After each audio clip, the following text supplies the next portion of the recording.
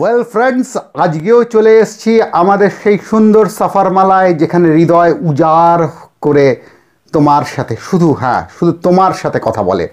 আর আজকে যখন কথা বলা শুরু করছি তখন একটা অদ্ভুত বিষয় আমাকে ভাবাচ্ছে। ভাবনাটা আর কিছুই নয়, আজকেই সংবাদপত্রে পড়ছি আমরা ইন্টারেস্টিং খবর। সর্বভারতীয় বিজেপি, ভারতীয় জনতা পার্টির অন্যতম নেতা সভাপতি জেপি নাড্ডা বর্ধমানে এসেছিলেন। শ্রদ্ধেয় নাড্ডা সাহেব বর্ধমানে এসেছিলেন এবং বর্ধমানে তিনি কৃষকের বাড়িতে, ওনাদের যে এখন ট্রেন্ড চলছে কৃষকের বাড়ি, একজন কৃষকের বাড়িতে মধ্যাহ্নভোজ সেরেছিলেন। সেই কৃষকের নাম হচ্ছে, সংবাদপত্র যা বলছে, মথুরা মণ্ডল। বর্ধমানের কৃষক মথুরা মণ্ডলের বাড়িতে তিনি যখন মধ্যাহ্নভোজন সারছেন তখন মথুরা মণ্ডল বলছে তাকে ঘিরে এত ভিড় যে আমি আমার জীবনের কথাগুলোই জানাতে পারলাম না। আমি যে ভয়ঙ্কর একটা দারিদ্র্যের মধ্যে দাঁড়িয়ে আছি, আমার নাতনির যে একটা ভীষণ স্নায়বিক সমস্যা রয়েছে, তার যে একটা ঠিকমতো চিকিৎসা হওয়া দরকার, সে কথা জানো আমি তাকে জানাতে পারলাম না। আর এটাই বোধহয় ভারতবর্ষের ট্র্যাজেডি। সেই রবীন্দ্রনাথ বলেছিল না, তোমার পূজার ছলে তোমায় ভুলে থাকা। অর্থাৎ গণতন্ত্র মানে হলো জনগণের উৎসব, সেখানে জনগণকে পুজো করা হবে, জনগণের বাড়িতে নেতারা আসবেন, লাল বাতি নীল বাতি ওলা গাড়িগুলো হই হই করে ছুটবে, কিন্তু মানুষ তার কথাগুলো জানাতে পারবে না। আর এটাকেই বোধহয় বলে মবক্রেসি, অর্থাৎ প্রচণ্ড ভিড়। তুমি কল্পনা করে দেখো, তোমার বাড়ির চারপাশে যদি প্রবলভাবে আমি জোরে মাইক চালিয়ে দিই, রবীন্দ্রসঙ্গীতও যদি প্রবল জোরে তোমার বাড়ির চারপাশে আমি চালাতে থাকি, তাহলে তুমি না তোমার কথাগুলো আর বলতে পারবে না। ফলে চারিদিকে নেতাদের প্রচুর ভয়েস থাকবে এবং সেই ভয়েসগুলোর তলায় মানুষের জীবনগুলো অবদমিত হতে থাকবে। আর এই অবদমন যখন চূড়ান্ত দিকে এগোতে থাকবে, তখন মিডিয়া বলবে সারা ভারতবর্ষ জুড়ে নাকি একটা বিজেপি ঝড় রয়েছে। এখন দেখো, সেদিন বর্ধমানে প্রচুর লোক এসেছিলেন। একভাবে দেখলে নাড্ডা সাহেবের সভায় প্রচুর লোক গেছিলেন। যে বাড়িতে উনি মধ্যাহ্নভোজ সারেন সে বাড়িতেও প্রচুর লোক এসেছিলেন। কিন্তু প্রচুর লোক মানেই হৃদয়ের ঝড় নয়, প্রচুর লোক মানেই গণতন্ত্রের কথা নয়। আর গণতন্ত্রের কথা দিয়েও যদি ধরি, গণতন্ত্রের সংসদীয় গণতন্ত্র নির্ভর করে থাকে পরিসংখ্যানের ওপর। সেই পরিসংখ্যানের জায়গা থেকেও যদি আমি ধরি ব্যাপারটাকে, তাহলেও কিন্তু দেখব গোটা ভারতবর্ষ জুড়ে সেই অর্থে যাকে বিজেপি ঝড় ঝড় বলে পশ্চিমবঙ্গে প্রচার করা হচ্ছে, সেরকম কিন্তু কোনো ঝড় নেই। এক নজরে আমরা একটা ছোট্ট পরিসংখ্যানের দিকে একটু তাকিয়ে নিই। সিকিমে বিধানসভায় বিজেপির একটাও আসন নেই। মিজোরাম বিধানসভায় বিজেপির একটাও আসন নেই। তামিলনাড়ু বিধানসভায় বিজেপির একটাও আসন নেই। অন্ধ্রপ্রদেশ বিধানসভায় মোট 175টা আসনের মধ্যে একটা আসন বিজেপির রয়েছে। কেরালায় মোট 140টা আসনের মধ্যে একটা আসন বিজেপির রয়েছে। পাঞ্জাবে 117টা আসনের মধ্যে 3টে আসন বিজেপির রয়েছে। দিল্লিতে 70টি আসনের মধ্যে 8টা আসন বিজেপির রয়েছে।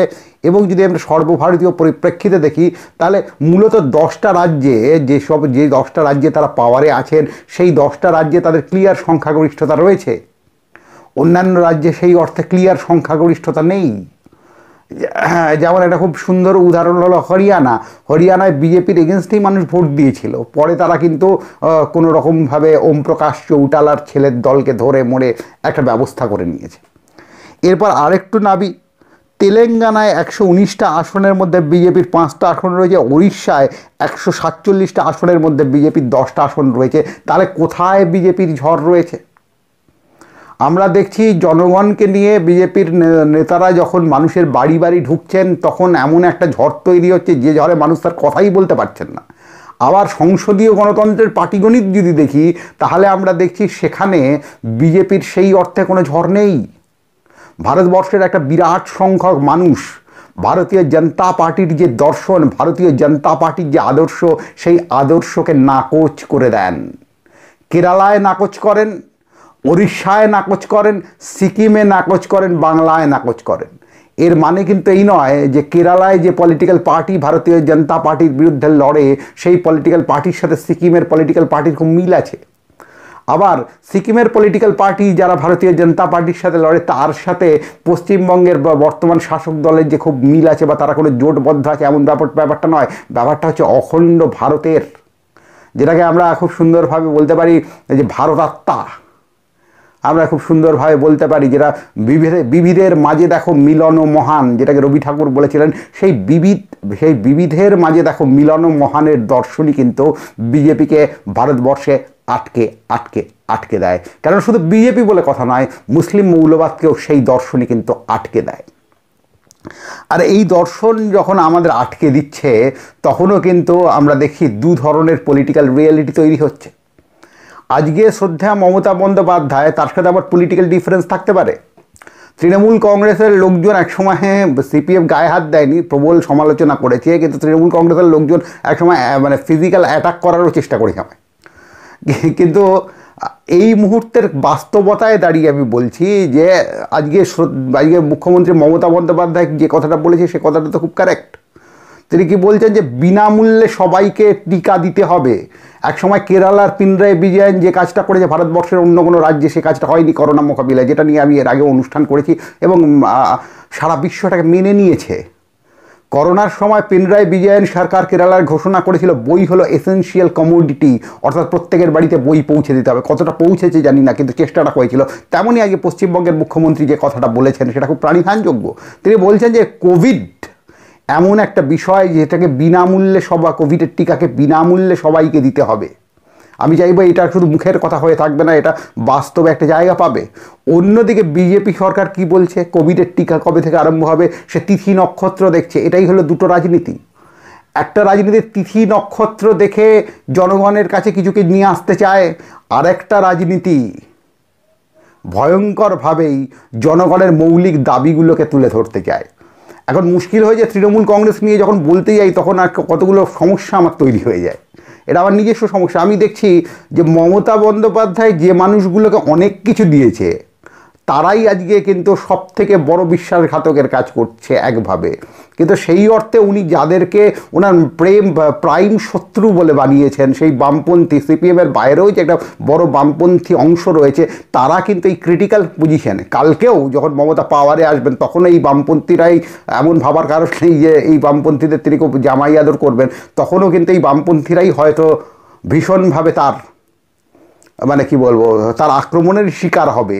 কিন্তু এই বামপন্থী অংশ যেটা পশ্চিমবঙ্গে রয়েছে সেই বামপন্থী অংশের একটা কিন্তু অন্য ধরনের ক্রিটিক্যাল অ্যানালিসিস আছে বিজেপি এবং তৃণমূলকে নিয়ে, যেটা বোঝার খুব দরকার আছে।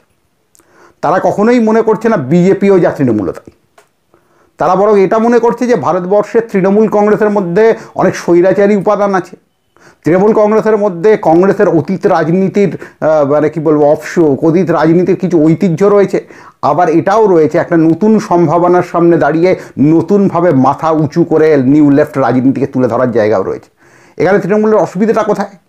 সেদিনই তৃণমূলের এক জনপ্রিয় নেত্রীকে, তিনি খুব সুন্দর ইংরেজিতে কথা বলেন, তার একটা ইন্টারভিউ আমি শুনছিলাম, শুনে আমি আটকে উঠলাম। যিনি ফ্যাসিবাদ নিয়ে অনেক কথা বলেছেন, তিনি বলছেন আমার যে উন্নতি হয়েছে না এর পেছনে তিনি কপাল দেখিয়ে বলছেন ভাগ্য। তাহলে 2020 সালে এখনও একজন রাজনীতিক নেত্রী এভাবে কথা বলবেন যিনি ফ্যাসিবাদকে কাউন্টার করেন যে আমার উন্নতির পেছনে মূল জায়গায় রয়েছে ভাগ্য? আমরা জানি ভারতবর্ষের বেশিরভাগ মানুষ সঠিক অর্থে প্ল্যাটফর্ম পায় না নিজেকে তুলে ধরার, কিন্তু সেটা ভাগ্যের জন্য পায় না নয়, সেটা হলো ভারতবর্ষের আর্থসামাজিক ব্যবস্থা মানুষকে এমন একটা জায়গায় রেখে দেয় যেখান থেকে মানুষ মাথা তুলে দাঁড়াতে পারে না। সেই অপর্ণা সেনের একটা ছবির কথা মনে পড়ছে এ প্রসঙ্গে, যুগান্ত ছবিতে আমরা কি দেখছি?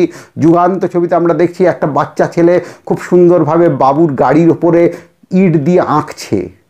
দূর থেকে এক মহিলা যিনি ওই গাড়ি জোরে কিছুক্ষণ পরে যাবেন দেখে বিস্মিত হচ্ছেন, আর সেই বাচ্চার বাবা ভাবছে বাবুর গাড়িটাকে ও নোংরা করছে বলে ওকে এক্ষুনি পেটানো দরকার। তাহলে এই অবরুদ্ধতার সংস্কৃতি আমাদের এগোতে দেয় না। সুতরাং ভাগ্য বলে সেই অর্থে কিছু হয় না। ভাগ্যর বিরুদ্ধে লড়াই করেই কিন্তু পৃথিবী আজকে গণতন্ত্র পেয়েছে। যে ফরাসি বিপ্লবটাই হতো না যদি আমরা শুধু ভাগ্যে পড়ে থাকতাম। তাহলে এটা যদি একটা তৃণমূল কংগ্রেসের রাজনীতির একটা আমার মতে অসুবিধের জায়গা হয়, তাহলে তার সুবিধের জায়গা কিন্তু আরেকটা রয়েছে, সেটা হলো বাংলার আবেগ।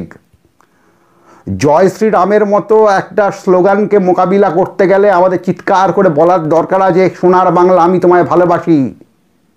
আজকে এই কথা চিৎকার করে বলার দরকার আছে যে আশফাক উল্লাহর ভারতবর্ষকে আমি চাই। আজকে এই কথা চিৎকার করে বলার আছে, চিৎকার করেই বলার আছে যে ভগৎ সিং মৃত্যুর আগে বলে গেছিলেন ইনকালাব জিন্দাবাদ, অর্থাৎ বিপ্লব দীর্ঘজীবী হোক। তাহলে এই কথাগুলো আজকে গভীরভাবে বলার দরকার রয়েছে এবং এই সমস্ত শক্তি সোনার বাংলা আমি তোমায় ভালোবাসি এবং ইনকালাব জিন্দাবাদের ভেতর দিয়ে যে আবেগ অনুরণন তৈরি হয়, সেই আবেগ অনুরণন ও যুক্তিবোধকে আজকে এক হয়ে হেঁটে কিন্তু ভারতবর্ষের সামনে ফ্যাসিবাদের বিপদকে মোকাবিলা করতে হবে, যেটা অমর্ত্য সেন বলেছেন। যাই হোক, এইবার একটা অন্য দিকে আসি, সেটা হলো নাড্ডা সাহেবদের যে ঝড় তারা এখানে তোলার চেষ্টা করছেন, সেই ঝড়ের পেছনে তারা নানা বুদ্ধিজীবী, নানা বাংলার বরেণ্য মানুষদের কে তুলে আনছেন, কিন্তু তার সাথে সাথে তারা একটা জিনিস ভুলে যাচ্ছেন যে বাংলার যে গভীরতর সংস্কৃতি রয়েছে, যে গভীরতর সংস্কৃতি রয়েছে বাংলায়, সেই বাংলার গভীরতর সংস্কৃতি কিন্তু গভীরভাবে সেকুলার। তাকে আলাদা করে সেকুলারিজম প্রমাণ দেওয়ার জন্য সেকুলার হতে হয়নি, এটা উঠে এসছে।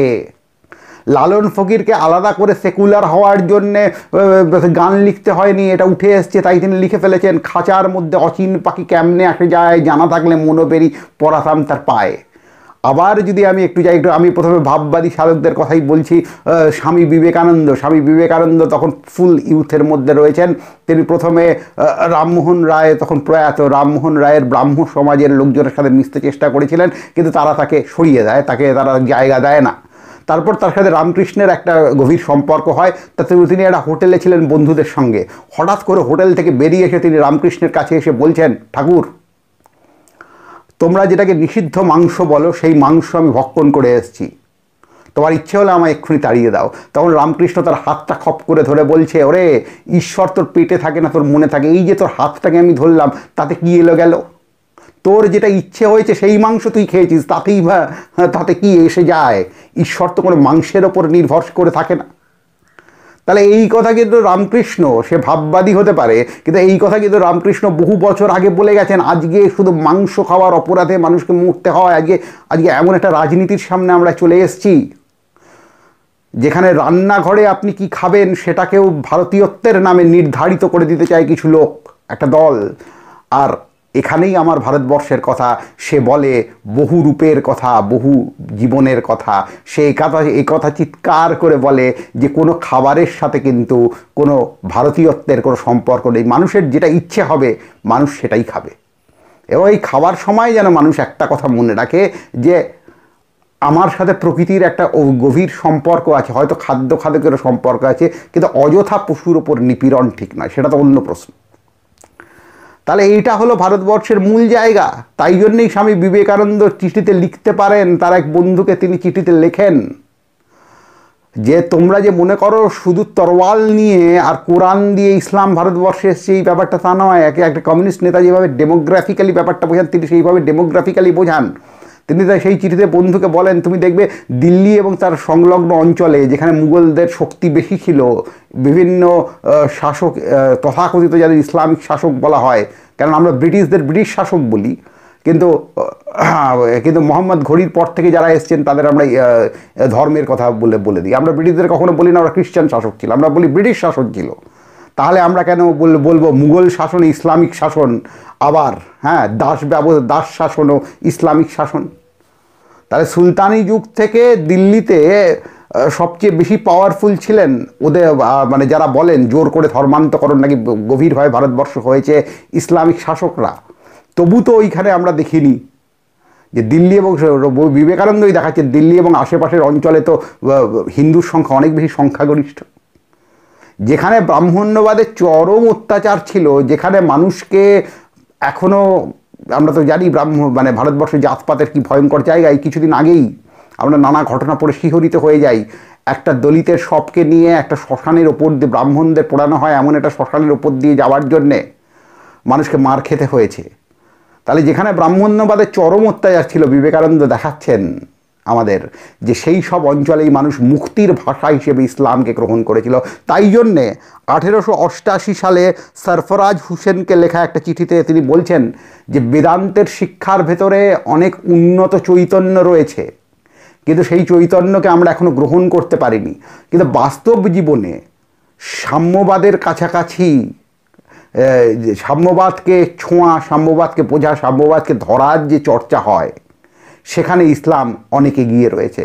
এবং তিনি বলেছিলেন এই দুই ধর্মের সমন্বয়ের কথা। তা বিবেকানন্দের যুগ তো আজকের যুগ নয়। বিবেকানন্দের পরে কে এলেন? নেতাজি সুভাষচন্দ্র এলেন। তিনি বললেন যে আমার একটা আলাদা ধর্ম থাকতে পারে, তিনি পুজো করতেন। তিনি বললেন ধর্মের কথা কখনো রাজনীতির ময়দানে আমরা বলবো না। তাহলে যুগ তো আরও এগিয়ে গেল। তারপর তো ভগৎ সিং যখন এলেন, সে সময় তো যুগ আরেকটা লিপ চলে গেল। তিনি বললেন ধর্ম দিয়ে কি হবে, মানুষের আসল সমস্যা তো হচ্ছে খাদ্য। আমাকে অন্ন দাও, আমাকে বস্ত্র দাও, আমাকে বাঁচার অধিকার দাও, অন্ন চাই প্রাণ চাইয়ের কথা উঠে এলো। সুতরাং পুরনো যুগের মধ্যযুগীয় রাজনীতিগুলো বাতিল হতে থাকলো। তাহলে আজকে আমরা কোন দিকে যাব?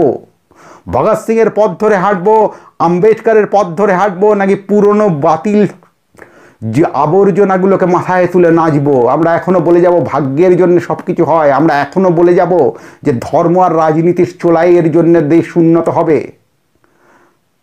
এই বিষয়টা কিন্তু আজকে আপনাদেরই ভাবতে হবে, ভেবে স্থির করতে হবে যে ভারতবর্ষ কোন দিকে যাবে, বাংলা কোন দিকে যাবে। কিন্তু আপনি এই কথা ভাবতে পারেন, কিন্তু তার সাথে সাথে আরেকটা কথাও, যে কথা দিয়ে শুরু করেছিলাম, মিডিয়া যেভাবে একটা ঝড়ের পরিকল্পনা দিয়ে আপনাকে একদিকে ভাবানোর চেষ্টা করছে, সেরকম কিন্তু কোনো ঝড় নেই। উল্টে যদি আজকে নির্বাচন বাংলায় হয়, চ্যালেঞ্জ নিয়ে বলছি, আমি কোনো দল করি না, চ্যালেঞ্জ নিয়ে বলছি, বাংলায় ভারতীয় জনতা পার্টির সরকার দেখার যে খোয়াব তারা দেখছেন, সেটা একটা সুন্দর খোয়াব নামা হয়েই থাকবে, বাস্তবে সেটা জমি পাবে না। কারণ আমি যতটুকুনি বাংলাকে একজন সামান্য সাংবাদিকতার ছাত্র হিসেবে, রাজনীতির ছাত্র হিসেবে বোঝার চেষ্টা করেছি, সেখানে দেখেছি যে কোনো রাজনৈতিক দল নয়, মানুষে মানুষে গভীর একটা প্রাণের সংযোগ আছে।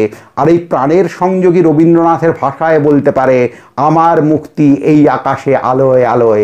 আর এই আকাশে যখন আলো থাকে, তখন চিৎকার করে আমরা বলতে পারি, আমার সোনার বাংলা, আমি তোমায় ভালোবাসি, ইনকালাব জিন্দাবাদ। ফলে আজকে এখানেই স্টপ হলাম।